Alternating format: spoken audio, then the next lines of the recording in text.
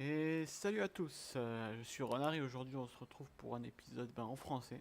La fois j'ai fait un petit en anglais sur les pics, ce que les pics devaient être faits pour la sélection et à quel point c'était important. Là aujourd'hui je vais faire petite vidéo sur ce que j'appelle les wards du perdant.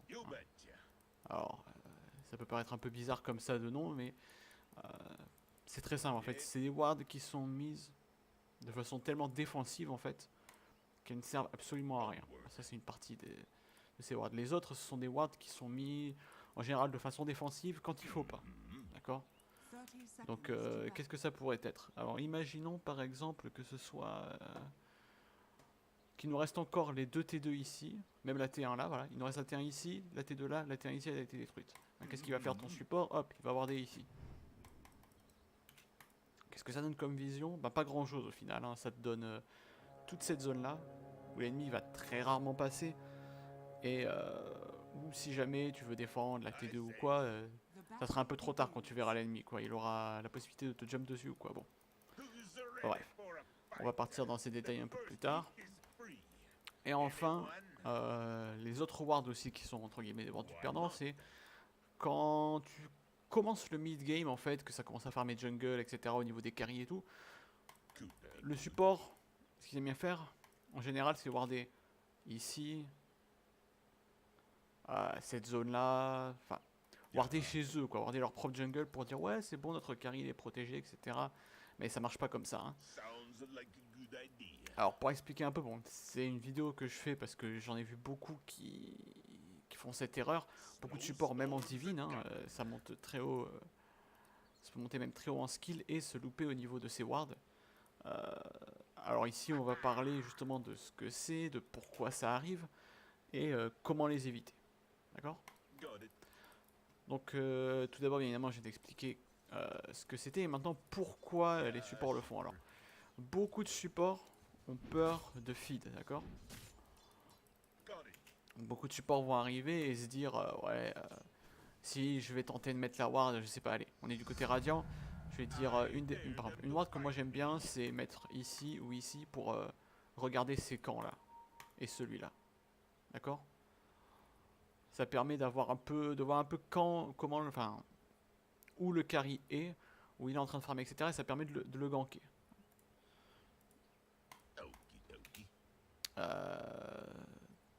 Comment ça s'appelle?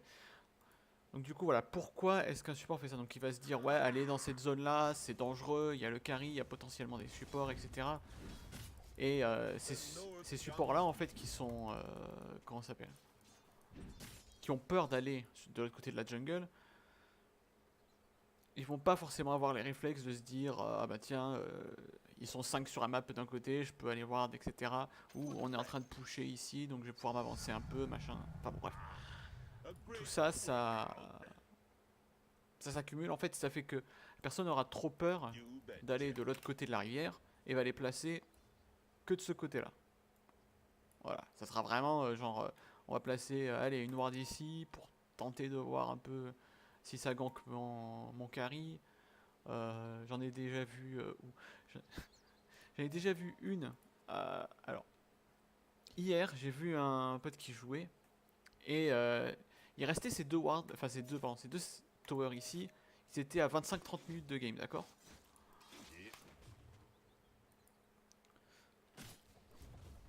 Voilà, désolé. Donc ils étaient à 25-30 minutes de game. Les deux tours ici étaient attaqués. Ok. Enfin, non, étaient debout, pardon. Les deux tours ici étaient debout. Qu'est-ce qu'il fait? Il pose une ward ici. La ward, je vous dis, hein, j'ai regardé. Hein, zéro ennemi est passé en dessous. Ça a servi absolument à rien. Que tu le mettes ici encore en début de game parce que tu as peur, en fonction des ennemis qu'il y a, etc., de te faire gank ou de te faire dive. Par exemple, si tu te fais dive, on va dire tu as des stuns ou quoi, ou des ralentissements qui sont ciblés, on va dire tu es une liche, d'accord? Donc tu vas prendre ce que tu vas faire, c'est que tu vas pouvoir mettre ta ward ici, ok? Pour dire voilà, si le mec il me dive, je prends, je vais là. Le mec, je le vois, mais imaginons je suis là, le mec il est là, il me voit pas. Je peux lui mettre un ralentissement, d'accord? Et me casser en le voyant, sans que lui puisse me voir et me lancer des spells, etc. Dans certains cas, oui, ça peut être utile. Là, c'était totalement useless. Bon. Donc voilà, pourquoi les supports ils font ça? Parce qu'ils ont peur de mourir, parce que ils se disent aussi, voilà, si je mets pas, si je mets pas des wards dans la jungle, le carry il va me flame, etc. Parce qu'il va se faire gank, machin et tout. Donc, voilà. Mais ça, le problème, c'est que ça set up un mauvais tempo. Voilà, tout simplement. C'est-à-dire que les mecs en face, s'ils sont pas cons, ils vont mettre des sentries chez toi. Pardon, des wards chez toi, dans ta jungle. Par exemple, dans la partie que j'ai vue hier, toujours, j'ai vu des wards. Par exemple, le support, il avait posé des wards. Donc il était du côté d'ailleurs, donc il avait posé des wards par là, etc. qui permettaient d'aller choper le carry si il allait farmer. D'accord? Et du coup, ça fait que bah, tu te dis, enfin ouais, il s'est fait choper une fois, bon, je vais placer des wards en défense, etc. Imaginons, il va les poser, il va peut-être en poser une ici, voilà, peut-être une ici, pour défendre son carry. Mais sauf que les mecs, bon bah, ils vont se mettre là, ils vont smoke, ils vont passer par là, ou par là, ou par là, et ils vont te tuer ton carry, encore une fois. Et là, petit à petit, ça va rager, et le mec, il va plus pouvoir rien faire. Bon. Et au final, vous avez perdu. Donc c'est vraiment voilà, ce setup de façon défensive pour qu'au final, ben, les mecs, ils puissent malgré ça, ils vont t'attaquer quand même. C'est-à-dire que les wards offensives vont te permettre de te défendre, vont te permettre d'empêcher à l'ennemi de t'attaquer. Alors, maintenant, pourquoi? Ok, on va dire qu'on est du côté Radiant. Donc, où est-ce qu'on va poser nos wards si on veut poser des wards de façon offensive? Alors on va dire que par exemple, les 5 sont en train d'attaquer à tour bot, d'accord? On était en... Comment ça s'appelle? On refait les phases de lane 2-1-2, on arrive à 9-10 minutes, t'en as 5, t'as tout le monde qui se TP bot, ça attaque. Ok, il y en a 2 qui sont morts. Un des 2 supports et le carry, ok? Le support, bien évidemment, il aura peut-être pas son niveau 6, donc il pourra prendre ses wards, TP ici, et qu'est-ce qu'il va faire? Et ben il va aller warder, d'accord?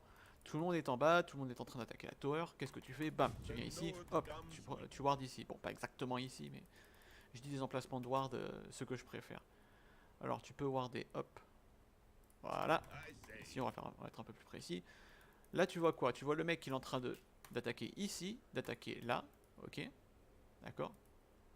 Et tu le vois qu'il est en train d'attaquer les mobs ici, jusqu'à ici. Là, tu vois 3 camps, tu les vois super bien, et cette ward là, elle est rarement des wards. Voilà. La plupart des supports, alors ça aussi j'expliquerai un tout petit peu après, mais ils vont mettre là-haut. Faut pas. D'accord? Je vous expliquerai pourquoi, je vous explique plus en détail. Donc maintenant que tu as tes 5 bots, tu as mis ta ward là, ou là si tu veux. D'accord? Hop. Alors celle-là, elle va montrer ce camp-là. Si tu la setup mieux, comme ici, tu vas pouvoir potentiellement voir le carry qui va dans cette zone-là. Tu peux même manger l'arbre si tu as un tango ou une Quelling Blade pour donner un peu plus de vision. Donc voilà. Tu vas venir ward ici, pourquoi? Parce que après qu'ils aient pris la T1, tout le monde va venir... Soit ils vont continuer, ils vont tenter la T2 et là tu te regroupes à 5, tu les poutres. Soit ils vont bien évidemment repartir, tenter d'attaquer une autre tour en ayant le carry ou leur mid laner qui farm dans cette zone là, ok? Ils vont peut-être aller en bot, mais là cette fois, bon, tu attendras de moment que ton moment soit... Tu attendras de nouveau que ton moment soit venu pour aller ward, ok? Donc, ce qu'on va faire, c'est que par exemple, hop, je suis là, je sais pas où ils sont, très bien. Ce que je vais faire, c'est que je vais mettre ça ici. Ok, ça va couvrir les 3 camps, d'accord? Donc je sais qu'il n'y a personne qui farm. Il y a potentiellement un support qui ward ici, donc ça peut rester dangereux. Mais, en général, s'il n'y a personne ici, ici ou ici, il y a peu de chances qu'il y ait quelqu'un ici qui descende comme ça, sur ce chemin. Mais bon, faut quand même faire gaffe. Très bien, ici, qu'est-ce que tu peux faire? Bon, tu vas aborder cette zone-là. Le mec, quand il va tenter de s'attaquer soit aux anciens, soit à ces 2 camps ici. Imaginons tu as un Giro en face, une Médusaille, j'utilise très bien le farm de cette zone. Donc tu vas pouvoir aller les ganker super facilement, d'accord? Donc maintenant, pourquoi aller bien évidemment gank le carry ou le mid d'en face en jungle? pour plusieurs raisons. D'une, ça va lui enlever du farm, d'accord, ce qui est très très bien. Donc il va pas, enfin, il va perdre du gold, ok. Il va perdre du temps, parce que bien évidemment tout le temps où il est mort, il peut pas faire prendre de creep. Donc ça va lui faire perdre beaucoup de farm. Pendant ce temps-là, d'accord, toi et ton équipe, vous allez pusher. Les mecs ils sont à 4 contre 5, d'accord. Donc tu peux aller pusher, tu dis à ton carry, allez viens. T'as beau être peut-être under farm ou quoi, enfin, t'as beau être pas forcément super méga utile, vaut mieux que tu viennes. Ou sinon, s'il est vraiment trop en retard, tu dis, allez, on va faire du 4 contre 4, on s'en fiche, au moins on a chopé le carry, et on va pouvoir faire un peu ce qu'on veut, quoi, maintenant. Sans avoir le problème du carry qui va tenter de venir nous attaquer. Ok? Donc tu peux faire beaucoup de choses après que le carry soit mort, comme j'ai dit. Tu vas faire peut-être un autre gank que sur l'autre carry. Donc si tu as tué le mid, tu vas tuer le pose 1. Si tu as tué le pose 1, tu vas tuer le mid, etc., etc. Tu vas te regrouper à 4 ou à 5, tenter de toucher une tower. Et par exemple, on va dire, tiens, tu as tué le carry qui est ici. Qu'est-ce que tu vas faire? Tu vas pouvoir mettre une ward là. Les mecs, s'ils veulent défendre, ils vont pas pouvoir parce que tu vas les voir. Et ça va être la ward. La ward, elle va être exclusivement servir à ce push là, d'accord? Celle-là, elle va être déward très rapidement. Donc celle-là, elle va te servir à dire, ouais, il y a un gars qui est là. Soit il est en train de déward, soit il est en train de venir pour tenter de t'arrêter.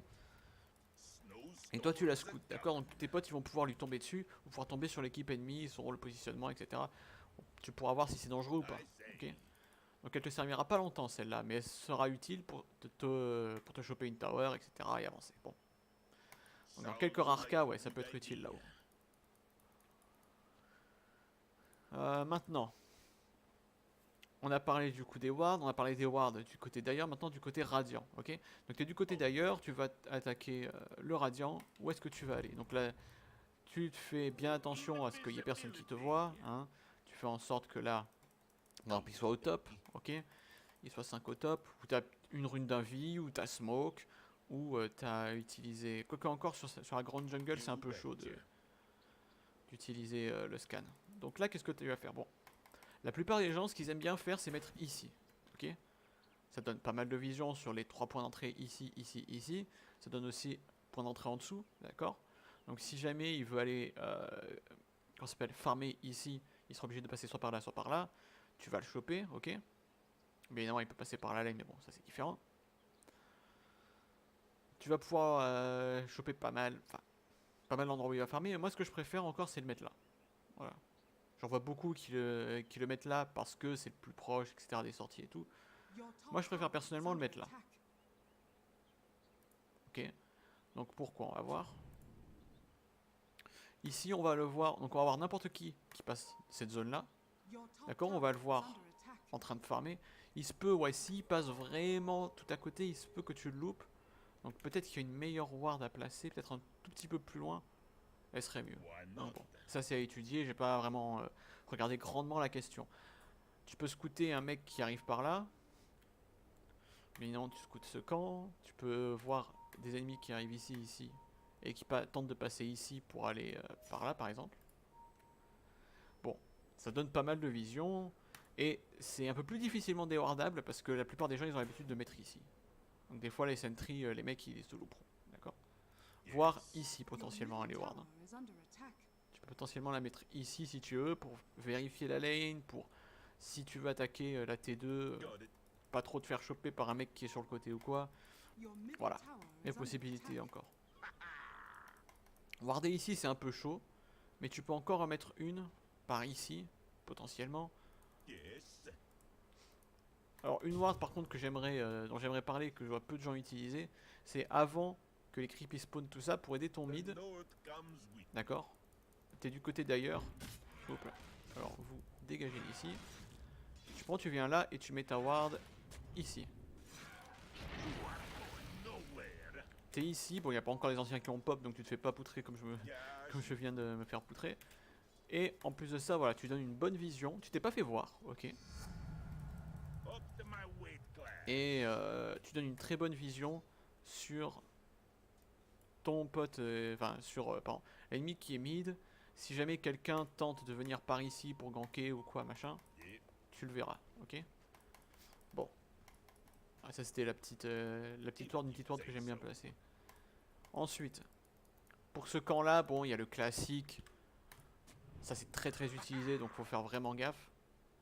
Et tu peux la placer ici potentiellement si tu sais qu'en face il y a une TA, il y a un Sven ou quoi et que ce camp là il est stack. Tu sais que tu peux la mettre ici, voir quand il y a la TA. L'accès il est très facile, d'accord? Surtout si tu as un Tusk par exemple. Voilà, là tu as un Tusk, tu vois la TA qui arrive, elle commence à attaquer ici. Tu sais qu'elle va tenter de partir ici pour éviter de se prendre trop de dégâts de la part des... comment ça s'appelle? Des anciens. Donc hop, tu prends, tu fais ça. Je me suis un peu loupé en effet. Hop là. Voilà, là tu la bloques. Elle est coincée, t'as 2-3 potes qui viennent. En général, le mieux c'est qu'ils aient des dots bien évidemment pour éviter qu'elle pop son bouclier et qu'elle ne vous tue tous. Et tu prends et tu la run out et enfin tu roules dessus. Voilà. Donc cette ward elle aura servi par exemple si les mecs ils ont des farmers d'anciens comme je l'ai dit, Sven, Templar, Medusa, tous les trucs comme ça qui peuvent facilement farmer les anciens à partir d'un certain moment. Maintenant ici qu'est-ce qu'on a? On peut très bien mettre une ward ici, d'accord? Bon là vu que ça bloque le camp ça va être scout très rapidement. Donc tu peux la mettre là si tu veux. Ok, comme ça tu laisses le camp. Pour être sûr qu'elle soit pas remarquée. Tu peux potentiellement la placer là si tu comptes pousser la T1. Push la T1. Et que tu te sens pas d'aller jungle ou quoi. Bon, c'est aussi possible. Et si tu veux aller un peu plus loin, d'accord, tu peux potentiellement la mettre ici, voire ici. Pour vérifier les mouvements des ennemis, etc. Tu prends, tu mets ça là, hop. Tu vois quand les ennemis ils passent en dessous. Tu vois s'ils essaient de se cacher, de te choper ici quand tu pushes la T2. Ça, tu vois quand ils partent vers les anciens, etc. etc. Donc toutes ces wards, elles vont servir à choper un ennemi s'il farm, d'accord? Première raison. Deuxième raison, ça peut stopper quand il smoke, d'accord? Il faut penser, il faut regarder beaucoup de game pro et regarder comment il ward, d'accord? J'ai pas forcément analysé toutes les wards qu'il pose, etc. Mais quand tu vois certaines des wards qu'il pose, par exemple, t'en as beaucoup qui vont se dire ici, ah bah tiens, c'est bon, on est safe, on est au-dessus, on est en terrain, on est en high round. T'en as beaucoup qui vont sentry ici, d'accord? Beaucoup qui n'ont pas forcément l'habitude de sentry en dessous ou quoi pour être vraiment efficace. Non, ils vont sentry là-haut, ward là-haut, et ils vont pas voir celle-là. Ok? À moins que. Je vais juste vérifier si. Si c'est pas possible de voir cette ward avec une sentry. Donc, je vais juste vérifier vite fait. Ouais, non, voilà. Hop. Celle-là. Celle-là, tu peux la mettre tranquille. La ward qui est. Enfin, la sentry qui est là-haut, elle la verra pas. Donc, imaginons, j'en ai vu beaucoup qui se regroupent ici, par exemple. Et qui vont comment ça s'appelle, qui vont smoke tout simplement pour tenter d'aller rush, pour tenter d'aller faire un gank, etc. Donc là tu as chopé ta smoke, tu sais, tu prends, tu te casses, les mecs ils auront fait la smoke, elle aura servi à rien. Tu auras posé une ward, tu auras sauvé ta team. Ok? Ou sinon tu es en support, tu vas scout, tu vas les révéler et tu te sacrifies, mais au moins tu auras tanké le gank, ce sera pas le carry qui se sera pris tout ça. Alors on continue. Voilà, ça permet de stopper, comme j'ai dit, les smokes. Ça permet de voir tous les mouvements des ennemis, etc. Ça permet aussi de savoir ce que toi, tu peux faire. Si tu peux, par exemple, aller attaquer, je sais pas, la T1 bot, d'accord? Tu vois que tu as 2-3 ennemis qui sont en train de farmer dans la jungle, d'accord? Que tu as par exemple le carry qui est en train de farmer tranquillement et tu as les deux supports qui l'entourent qui sont en train de soit de deward, soit, comment ça s'appelle, d'aller et venir, ok? D'aller chercher les runes ou quoi. Bah là tu sais que si toi tu vas tenter de split push par exemple, avec un Clinks, avec un anti-mage ou quoi, il y a du danger. Ok? Les mecs ils peuvent potentiellement te choper, surtout s'ils ont des persos avec des blinks, avec des stuns instant, etc. Tu vas te faire choper très facilement, donc tu vas pas aller là, tu vas plutôt aller farmer en jungle, etc. Donc ces wards offensives, elles te servent à tout, d'accord? Elles te servent à attaquer, à t'aider défensivement, c'est-à-dire à te sauver, etc. Que si tu mets ta ward, par exemple, on va dire pareil, t'es du côté d'ailleurs. Ok, tu veux te défendre. Donc qu'est-ce que tu fais? Tu mets ta ward là, hop. Ton carry il est safe, ok? Il voit des gens qui arrivent ici, il voit les gens qui arrivent ici. Très bien, il peut warder, enfin il est tranquille de ce côté-là. Ta terre est tombée. Pas de problème. What? Pourquoi ma ward elle est partie? Ah shit. Alors, on revient. Très bien alors. Tu vas ward ici parce que la T1 elle est tombée. Voilà. Elle est bizarre quand même ce bug. Donc voilà, ta T1 elle est tombée, tu vas ward ici, comme ça les mecs peuvent pas passer par ici ou quoi, machin. Et s'ils push, tu peux les voir. Même si normalement tes creeps ils détectent un peu le push ou la tower même. Qu'est-ce que tu vas faire? Tu vas ward, même parfois j'en vois qui ward ici, ça c'est ultra défensif. Tu vas voir si le mec il arrive ici ou ici, ok. Au top, t'en vois beaucoup qui ward là. Qui vont ward ici, ok. J'en ai même vu un qui wardait ici en défensif. Et je suis sérieux. Alors, c'est quoi le problème de tout ça? C'est que ben, les wards ça détecte pas les smokes. Enfin, quand les ennemis ils sont en smoke. Donc il suffit que le mec il smoke ici, ici, en fait n'importe où chez eux. Et ils prennent ton carry, il est mort. Ok. Eux, ils ont mis la ward, bah justement cette ward là, elle est juste à côté d'une ward ennemie. Ils voient quand ton Giro il est en train de farmer tout ça là, bah ils prennent, ils smoke, ils vont attaquer. Point, ils s'embêtent pas. Ils ont une Shadow Blade, ils y vont, bam. Ça va te forcer à acheter une tonne de sentry, ok. Tandis que si tu vois quand le mec Shadow Blade, où il Shadow Blade, quand les mecs ils smoke, où ils smoke, bah tu sais que, oh bah tiens, ah merde, ils ont smoke ici. Vite, ils vont arriver sur toi Giro, casse-toi. Le Giro il se casse, il va plutôt farmer au top. Ok. Il va farmer ces camps là, tranquillement. Et le gank il aura été raté.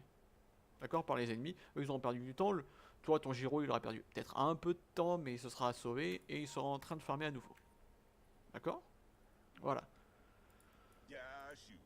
Donc ça c'est très très important, ces wards offensives. Et comme j'ai dit, les wards du perdant, c'est vraiment... c'est ce qui te fait perdre quoi. Ça va te mettre tellement défensivement que là, ouais, là, tu scoutes aucune smoke. Ici non plus. Ici non plus, voilà, les deux là. Tu scoutes quasiment rien, ok. Tu vas scouter le mec s'il rotate. Genre tu vas pouvoir ouais, potentiellement scout le support qui va mettre des wards offensives, ok. Mais ça c'est ton job d'aller un peu à droite à gauche, stack les camps, etc. Et tu trouveras forcément un mec qui aura tenté de ward, ok. Lorsque tu vas par exemple, lorsque tu es du côté d'ailleurs et que tout le monde va attaquer le bot, ok, que toute ta team va attaquer le bot, bah tu sais que potentiellement il y aura une ward ici peut-être. Il y aura peut-être une ward là-haut. D'accord? Faut faire gaffe à ça. Si le mec en face c'est un bon support, il ira warder à l'opposé. Et bien évidemment, si le carry va farmer dans cette zone là, il va se faire choper. Bon. Donc ward offensive, très important. Bien évidemment, il y a des wards défensives qui sont importantes aussi. Tu as toutes les T2 qui sont détruites. Qu'est-ce que tu vas faire? Tu vas pouvoir poser, je sais pas, tout bête. Tu sais qu'ils veulent attaquer la T3 bot, bah tu prends, tu peux mettre une ward là. Comme ça, tu vois quand ils sont high ground, tu sais quand ils escape vers où ils vont, d'accord? Que combien de fois j'ai vu, j'ai vu des mecs, oh bah tiens, allez, on va poursuivre les mecs, ils sont plus que 3. Et en fait, ils prennent, ils mettent toutes leurs ultis dès que t'arrives, dès que tu tentes de monter là-haut, ils prennent, ils te poutrent. Voilà. Alors que t'es 5, tu finis à 0, et les 3 mecs, ils auront survécu et ils pourront prendre la tower tranquillement. Voilà. Donc tu prends, tu mets ça là, ça voit au-dessus. Ok, donc comme je l'ai dit, maintenant on va passer sur... comment ça s'appelle? Bon, j'ai parlé des wards défensives là. On va passer sur pourquoi on fait pas des wards sur les collines. Ou très rarement, ok? Ce sont des wards qui sont très risqués de base. D'accord? Donc, c'est-à-dire, oh bah tiens, ils ont détruit la T2 ici. Bah en partant, hop, je mets une ward ici et je me casse, voilà, par ici, hop. Très bien, ils m'ont pas vu poser la ward. Qu'est-ce qu'ils vont faire? Ils vont mettre une sentry là-haut parce qu'ils savent pertinemment que tu auras ward ici. Pareil de ce côté. D'accord? Ils vont se mettre à attaquer la T2, voire la T3. Hein. Ils sauront qu'il y a de grandes chances qu'il y ait une ward ici. Faut pas. Même les wards défensives, faut les mettre intelligemment. Je veux dire, tu peux par exemple mettre une ward ici. Ok. Pour voir si les mecs ils sont à côté là, en train de t'attendre, ou ils sont en train de gank, etc. Enfin, pendant qu'ils sont en train d'essayer de pusher le mid. Genre, où sont les supports? S'ils ont un Enigma par exemple, ça te permet de dire, oh bah tiens, l'Enigma il est là, on va le jump dessus, on va faire une smoke, on va passer par derrière, on va passer par ici, et hop, on va attaquer l'Enigma qui est là. Voilà. C'est tout con, hein. Pareil pour ici, hop, tu peux mettre une ward là. Tu peux mettre une ward là aussi si tu veux. Mais là-haut, elle va se faire des wards. Et comme j'ai dit, tu prends, si tu veux, tu la mets là par exemple. On a fait ça, on a dit ça, bon. J'espère en fait que... Enfin, je veux que tout le monde voit cette vidéo, que ce soit les supports ou les carries, ok. Simplement parce que les supports, t'as beaucoup de supports qui vont se dire, ah mince, j'ai des wards. Ah c'est ballot, je suis mort 3 fois d'affilée déjà. Je vais pas aller dans la jungle ennemie pour mourir, etc. pour feed à nouveau et tout. Bah tiens, allez hop. Plutôt que d'aller dans la jungle ennemie, je vais mettre ma ward ici. Voilà. Et comme ça je suis safe. On pourra pas me dire, voilà, j'ai pas placé de ward, etc. Beaucoup de wards comme ça, beaucoup de wards qui sont inutiles en fait, sont placés en mode, au moins je me fais pas engueuler. C'est ça. C'est juste ça ce que les mecs ils se disent. Faut pas chercher plus loin. Je l'ai fait aussi. Hein.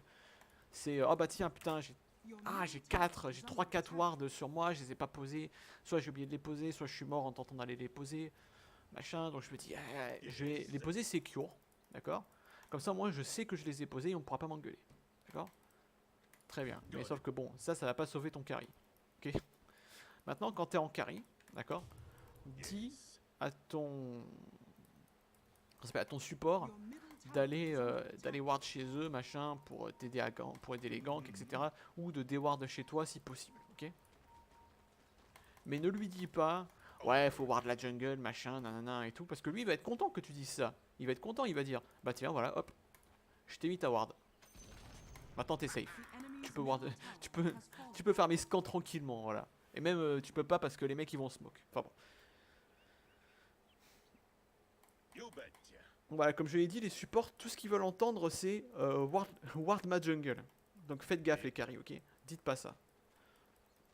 Dites au support, ouais, fais des wards un peu plus offensives. Mais là, même là, tu vois, là c'est beaucoup plus utile que celle-là. Celle-là, elle va voir un mec qui passe ici.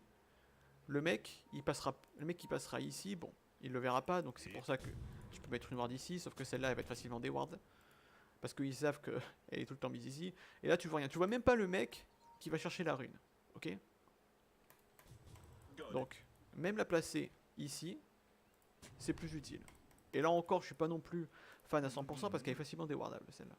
Mais là, au moins, tu peux voir le mec qui part. Il est là, il est en train de farmer ici. Il part là-haut chercher la bounty, etc. Donc même là, tu peux faire des ganks sur celle-là. Mais voilà. Donc support, faites attention à où vous wardez. Tentez de warder de façon agressive. Je vois tout le temps dans des games où je joue... comment ça s'appelle ? Dans les games où j'ai un support, même qui est assez haut rank, hein, qui est plus haut rank que moi par exemple, qui fait cette erreur de... Ah bah tiens, on est du côté d'ailleurs. Hop, je vais warder ici. Ça sert à rien. Faut pas warder inutilement. Donc voilà. J'espère que ça aura été utile. Hein. Donc voilà, petit résumé juste vite fait. Les wards défensives chez soi ça sert à rien, sauf à un certain point de la game, bien évidemment, où toutes tes T2 elles sont mortes. Voilà. Ce que tu veux faire, c'est en early mid game, tenter d'aller ward chez les ennemis pour aller choper leur carry, d'accord? Pendant que le carry est en train de farmer. Comme ça, au moins, tu peux le choper, tu l'enlèves du farm, ça te permet de sécuriser ton carry parce que les supports ennemis vont venir sur toi, par exemple, etc., etc. Voilà. La meilleure défense, c'est l'attaque. Dans cet aspect-là de Dota, la meilleure défense, c'est l'attaque. D'accord? Ça permet de setup un tempo, etc. Et ça te permet de gagner. Ça te permet de vraiment mettre un pied dans la base ennemie, dans la jungle ennemie. De les forcer à back. Et toi, de pouvoir prendre, de pouvoir t'imposer. Imposer le tempo de la game à ta façon. D'accord? Donc bon. Et j'espère que ça aura été utile. Et j'espère que ces exemples seront suivis. Parce que bon, même si bien évidemment c'est difficile au début, etc., faut juste s'entraîner, tenter de voir où les ennemis sont, voir si c'est safe d'aller voir de la jungle ennemie, etc., comment le faire, etc. Mais au bout d'un moment ça vient. J'ai eu ce problème aussi, je suis passé par là et j'ai réussi à vaincre cette peur d'aller dans la jungle ennemie, tout simplement en utilisant la minimap, le game sense, etc. Donc voilà. Donc je vous remercie d'avoir suivi cette vidéo et j'espère que je pourrai en faire d'autres aussi utiles. Et n'hésitez pas à en parler dans les commentaires, à voir si j'ai loupé quelques trucs ou quoi, parce que bien évidemment je suis pas parfait. Hein. Donc il y aura certaines words peut-être que j'aurais dit qu'il faut mettre, qui sont totalement useless ou inversement. Donc voilà, n'hésitez pas à en parler. Et, je vous remercie de m'avoir regardé et n'hésitez pas à vous abonner. Et je vous dis à plus pour une prochaine vidéo sur Dota. Bye bye.